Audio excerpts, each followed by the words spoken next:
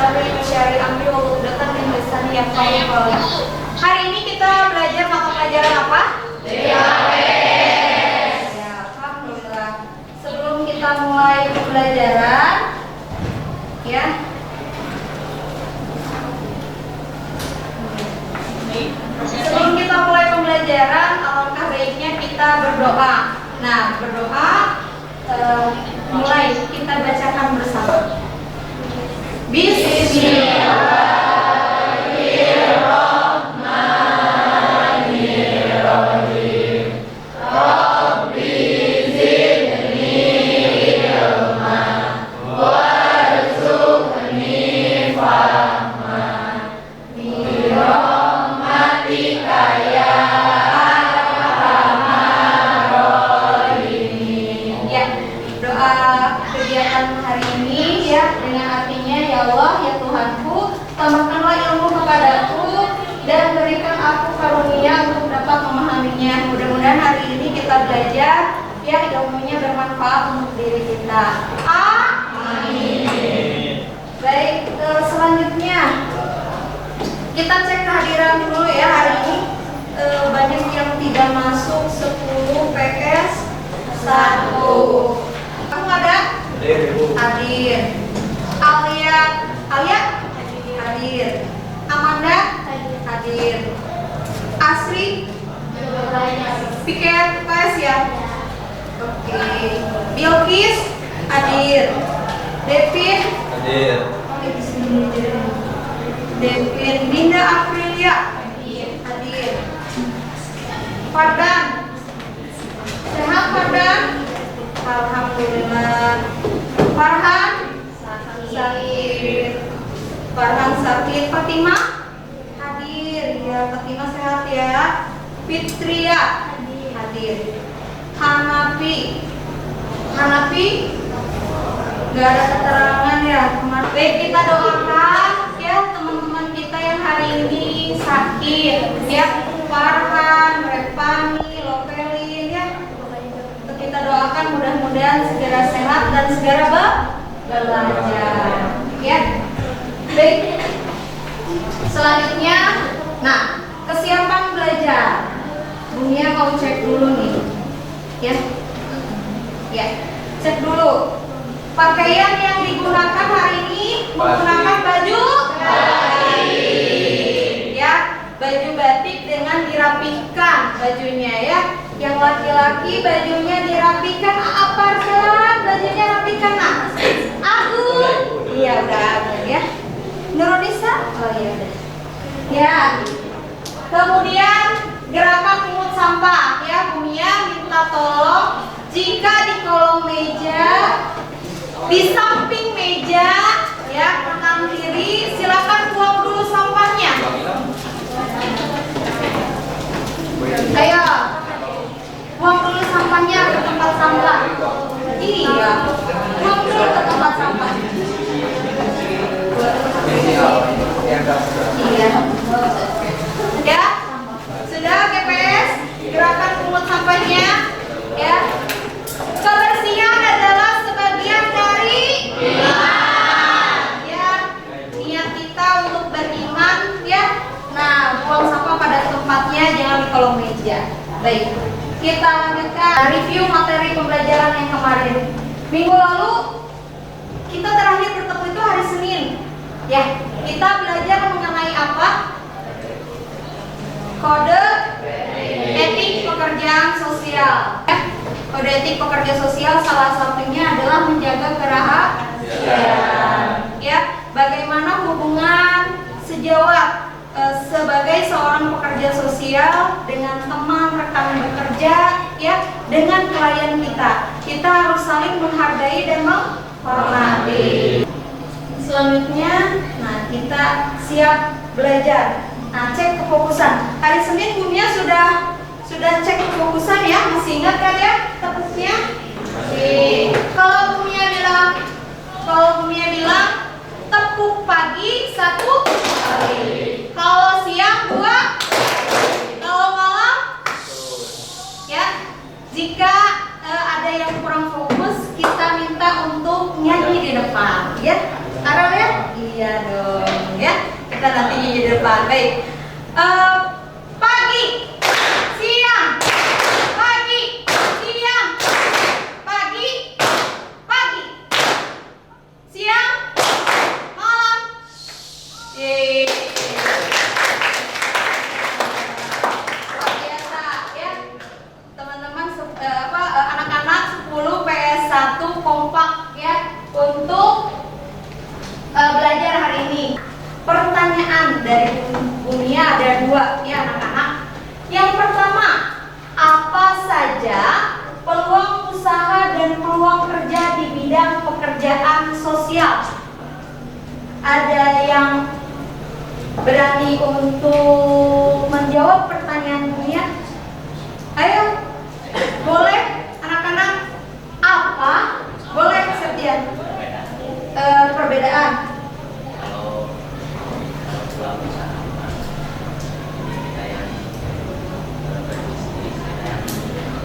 Ya betul.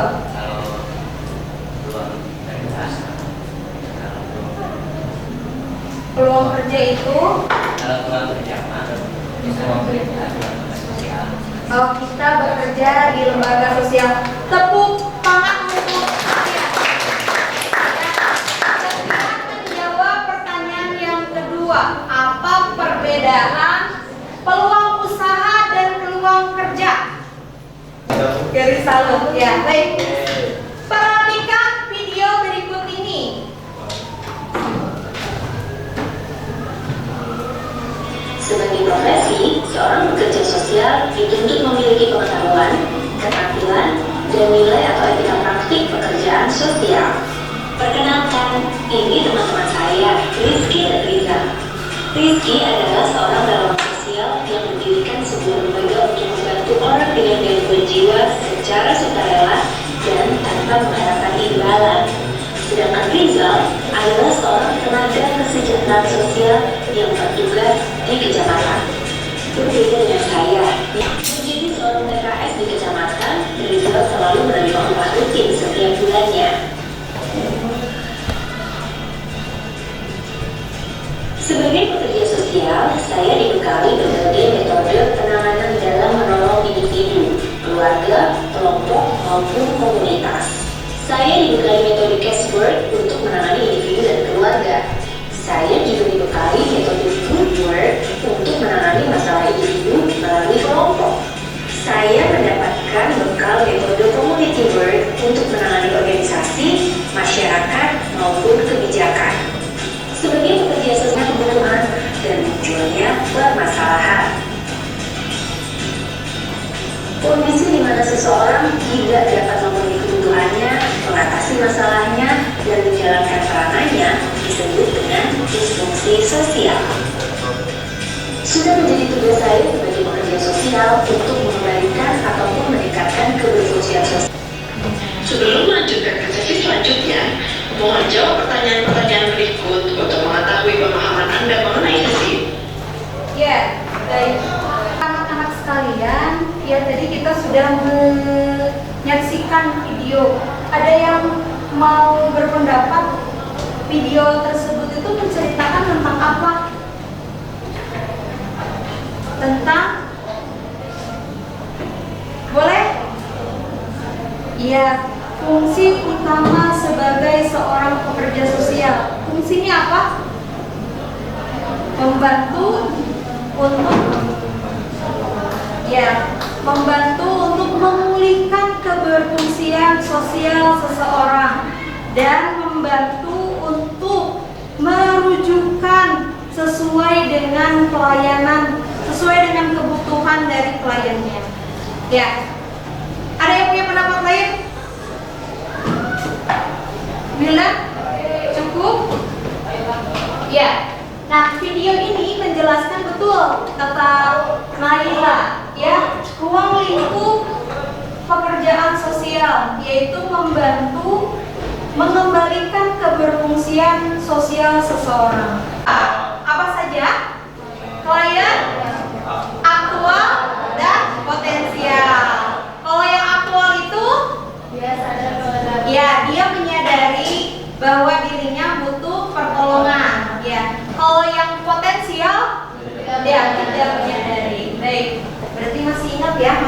pembelajaran yang minggu sebelumnya. Nah, ini ya. Kerangka dasar pekerjaan sosial. Nah, pekerja sosial itu harus memiliki 3 ini. Yang pertama adalah body of knowledge.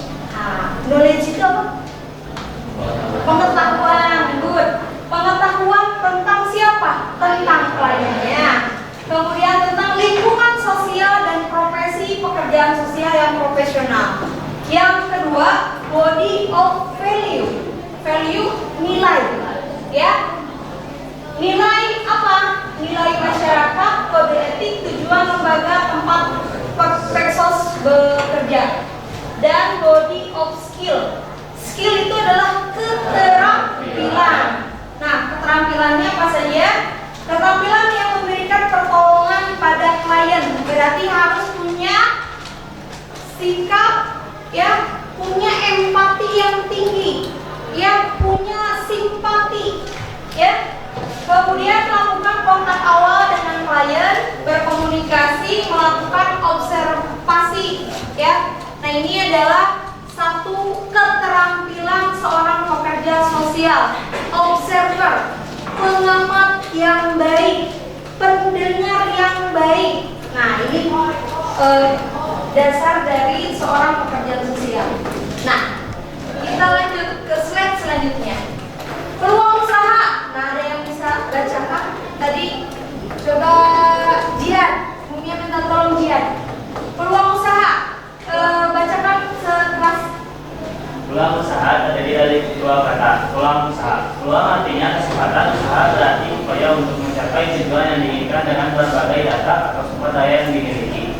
Secara sederhana, peluang usaha merupakan suatu kesempatan yang dimiliki oleh seseorang untuk mencapai tujuan yang hendak dicapai dengan menggunakan sumber daya yang dimiliki. Ya, tadi ya, terima kasih Jan, tepuk salut buat Jan.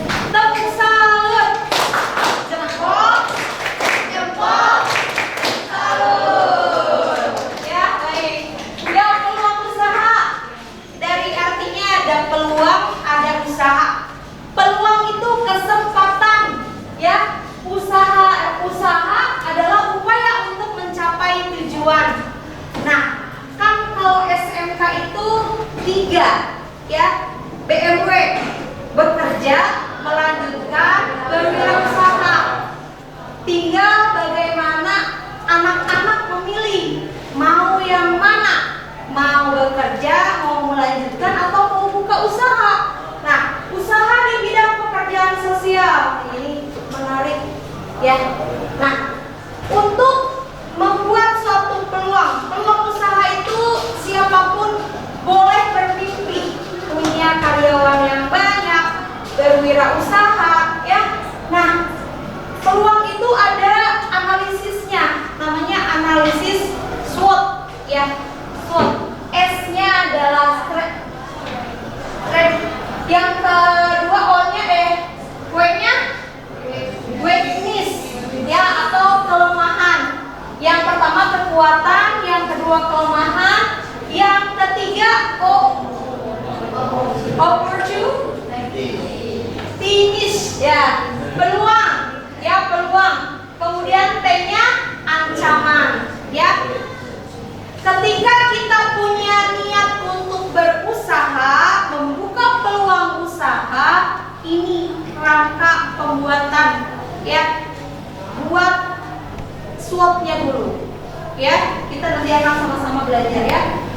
Selanjutnya, ya, manusia terdiri dari aspek biologis. Nah, bahwa manusia itu terdapat 3 aspek yang bisa kita observasi, ya.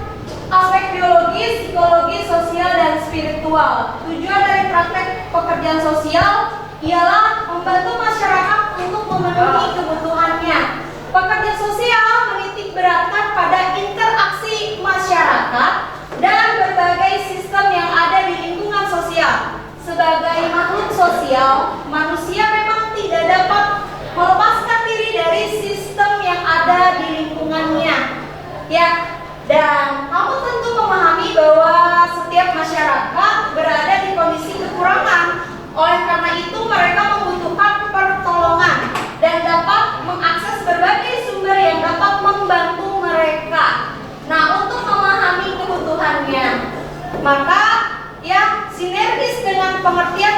sosial. Pekerja sosial adalah untuk membantu masyarakat untuk meningkatkan keberfungsian sosial, untuk mengatasi keterbatasan yang dimiliki oleh sebagian masyarakat. Nah, pekerja sosial dapat membantu masyarakat untuk mengakses sistem sumber. Nah, sistem sumber inilah yang perlu kita sebagai pekerja sosial pahami, mana sesuai dengan permasalahan yang ada di dalam diri seorang klien, ya. Nah, sistem sumber itu dibagi menjadi 3 menurut Alan Pincus dan Minahan. Alan Pincus dan Minahan adalah teoritis seorang pekerjaan sosial. Nah, apa saja 3 ini? Nah, sistem sumber itu dibagi menjadi 3. Yang pertama informal, formal, dan kemasyarakatan. Ya. Nah, informal ini, ya, siapa informal itu? Ya, orang-orang yang terdekat seperti keluarga, teman rekan kerja, ya, bisa saja tetangga. Kemudian formal. Nah, formal ini organisasi formal yang memberikan bantuan kepada anggotanya yang telah terdaftar karena memenuhi persyaratan tertentu. Contohnya adalah serikat buruh atau organisasi orang tua dengan penyandang anak penyandang disabilitas. Kemasyarakatan, nah, kalau kemasyarakatan, sistem usaha kemasyarakatan memberikan bantuan kepada masyarakat umum. Contohnya dari sistem sumber kemasyarakatan adalah rumah sakit, kemudian lembaga adopsi, lembaga vokasi, panti asuhan, ya, kemudian lembaga rehabilitasi pun masuk ke sistem sumber kemasyarakatan. Nah, berikut ini contohnya, ya. Nah, ini adalah contoh di dalam pembuatan laporan, ya, laporan praktek kerja lapangan, laporan nanti ketika uji kompetensi. Nah, sistem sumber ini ada yang harus diuraikan oleh anak-anak sekalian. Nah, sistem sumber ini dapat memberikan, nah, ini informal itu sistem sumber yang dapat memberikan dukungan emosional dan kasih sayang serta nasihat dari orang-orang terdekat, ya, seperti keluarga, teman, ya. Kemudian yang formal, jika sudah menjadi anggota sistem sumber formal, anggota dapat mengakses bantuan yang disediakan. Sebagai contoh, jika seorang sudah tercatat sebagai anggota komunitas, contohnya, ya, anggota komunitas orang tua dengan yang memiliki anak penyandang disabilitas. Biasanya ada komunitasnya. Kalau di Bandung itu ada komunitas cerebral palsy. Jadi orang tua yang mempunyai anak cerebral palsy, ya, mereka punya komunitasnya setiap hari rutin. Nah, rutin kegiatannya sebagai anggota biasanya ada fisioterapi gratis, ya, mendatangkan dokter, kemudian ada perawat juga. Nah, kemasyarakatan, sistem sumber kemasyarakatan ditunjuk untuk kepentingan masyarakat luas. Pelayanan sosial yang diberikan adalah untuk memenuhi kebutuhan masyarakat di bidang sosial, ekonomi, pendidikan, dan kesehatan. Nah, di dalam sistem sumber formal dan sistem sumber kemasyarakatan, anak-anak akan menemukan berbagai macam profesi yang bekerja dan memberikan pelayanan sosial, ya. Maka betul tadi di awal, ya, bahwa kompetensi keahlian pekerjaan sosial itu bidang layanannya, ya, banyak. Kemudian peluang usaha, peluang kerjanya pun banyak, tergantung pada anak-anak mau memilihnya yang mana. Sampai sini ada yang ditanyakan dulu nggak? Boleh, Reva? Dari yang sudah disampaikan, mengapa seorang pekerja sosial perlu mengetahui sistem sumber? Enggak, baik. Ulang lagi, ya. Terima kasih pertanyaannya. Pertanyaannya dari Reva, mengapa seorang pekerja sosial perlu memahami tentang sistem sumber? Ada yang mau coba untuk menjawab pertanyaan dari Reva? Alia? Menurut pendapat saya, mengapa seorang perlu mengetahui sistem sumber karena dengan pemahaman tentang sistem sumber seorang pekerja sosial dapat lebih efektif dalam bekerja dengan individu, keluarga, dan kelompok sambil memastikan bahwa kebutuhan sesuai dengan permasalahan klien. Iya, betul. Terima kasih jawabannya. Kita masuk kepada betul jawabannya. Ya, bahwa sistem sumber merupakan suatu peluang untuk memahami kondisi dari klien. Kita dapat merujukan sesuai dengan kebutuhan dari klien kita. Ya, agar lebih efektif, ya kita perlu memahami sistem sumber. Sistem sumber itu dibagi menjadi berapa, Ulan? 3. Apa saja, Ulan? Informal, formal, kemasyarakatan. Ya, terima kasih, Ulan. Ya, baik, kita lanjut ya. Nah, peluang kerja. Nah, sekarang tadi peluang usaha, sekarang peluang kerja. Peluang kerja merupakan suatu keadaan yang menggambarkan tersedianya lapangan kerja yang siap diisi oleh pencari kerja. Ya. Nah, pekerja sosial dapat bekerja di mana? Tadi di lembaga sosial, dapat juga di rumah sakit. Ya, banyak lulusan pekerja sosial bekerja di rumah sakit, lulusan SMK, ya.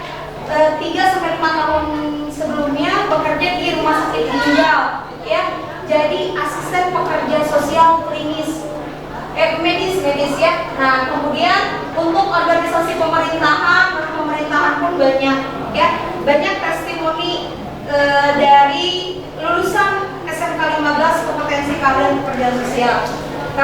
Kemudian ini saudaranya Devin kalau nggak salah ya, Dini kan.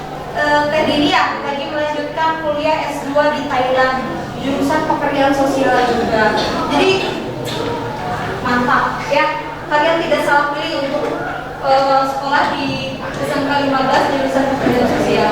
Berbagai jenis sistem sumber memperlihatkan luasnya bidang pekerjaan sosial, ya. Namun dalam pekerjaan sosial kamu dapat memilih untuk bekerja di bidang pekerjaan yang mana, yang primer atau yang sekunder. Nah, ini ya, bidang usaha pekerjaan sosial. Yang pertama, caregiver, ya. Caregiver atau perawat lanjut usia. Ini sedang sangat dibutuhkan di kita, kan ya? Ke next selanjutnya. Ya. Nah, perhatikan. Nah, bagi deskripsinya, identifikasi organisasi pelayanan kemanusiaan sesuai dengan tujuan dan mengajarkan tentang pemahaman peluang usaha dan analisis satu saja peluang usaha di bidang pelayanan sosial. Ya, kemudian kita ber-35 dibagi menjadi 5 kelompok, ya, berarti satu kelompok terdiri dari 7 ya. Baik, Bumia bagi kelompoknya saja ya. Gak apa-apa, ikhlas ya. Terima kasih ya. Nah, di pembagian kelompok ini, terima kasih ya. Nah, di pembagian kelompok ini, kelompok yang paling aktif kemudian saling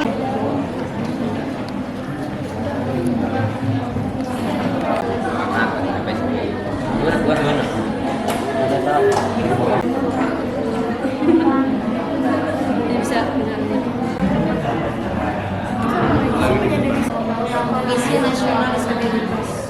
Ya. Jadi bisa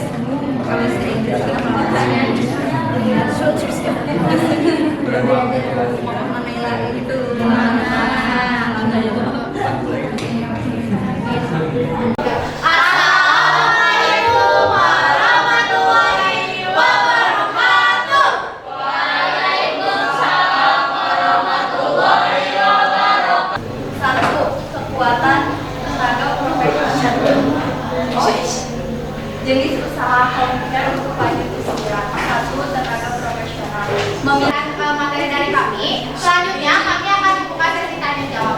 Yes. Aku Arya dari kelompok 5 mau bertanya, kebutuhan apa sih yang paling mendasar bagi lansia? Terima kasih Aresa atas pertanyaannya. Pertanyaan Aresa akan dijawab oleh. Jadi kan pertanyaannya tadi kebutuhan dasar apa nih? Jadi jawab ya. Kebutuhan lanjut usia yang paling mendasar itu adalah perawatan kesehatan karena lansia mengalami banyak penurunan fisik maupun psikisnya. Sesi selanjutnya adalah asesmen formatif. Asesmen formatif ini ada soal ya, pilihan gandanya 5, esainya 5 ya, terkait dengan materi pembelajaran hari ini. Silakan anak-anak kembali lagi ke kursinya masing-masing.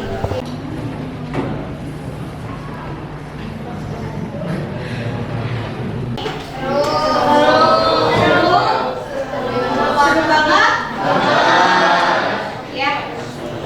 Dari pembelajaran hari ini ada yang mau atau bantu Bumia untuk menyimpulkan hari ini kita belajar apa?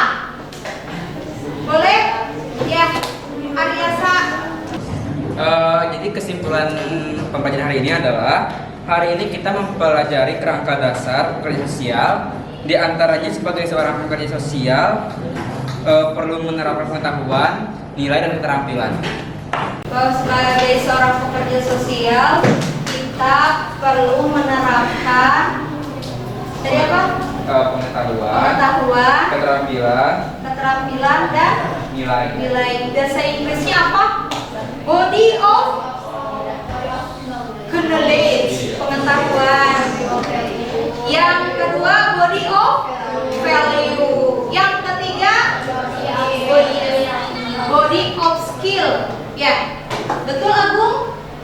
Betul. Baik. Selanjutnya ada yang mau menyimpulkan lagi? Boleh. Silakan Naila. Izin namanya Aresa, tadi juga kita membahas peluang usaha pekerjaan sosial, yaitu ada sebagai caregiver, motivator, pengajar, dan hipnoterapi, dan juga peluang pekerja yang disesuaikan dengan pelayanan individu, kelompok, atau masyarakat. Dunia akan menyimpulkan ya. Nah, peluang usaha merupakan suatu kesempatan yang dimiliki oleh seseorang untuk mencapai tujuan yang hendak dicapai dengan menggunakan sumber daya yang dimiliki. Peluang kerja merupakan suatu keadaan yang menggambarkan tersedianya lapangan pekerjaan. Dunia titip ya, peluang usaha, peluang kerja di bidang pekerjaan sosial ini banyak banget. Ya, tergantung pada kita menyiapkan dirinya seperti apa. Siapkan ya dari dasar yang bisa kita siapkan sebagai seorang pekerja sosial. Yang pertama yaitu body of knowledge. Kembangkan pengetahuan kalian tentang bidang sosial ini. Yang kedua, nilai, etika, sopan santun, ya, tutur kata, ya. Kemudian yang terakhir adalah keterampilan. Keterampilan ini apa keterampilan sebagai seorang pekerja sosial? Ya, hari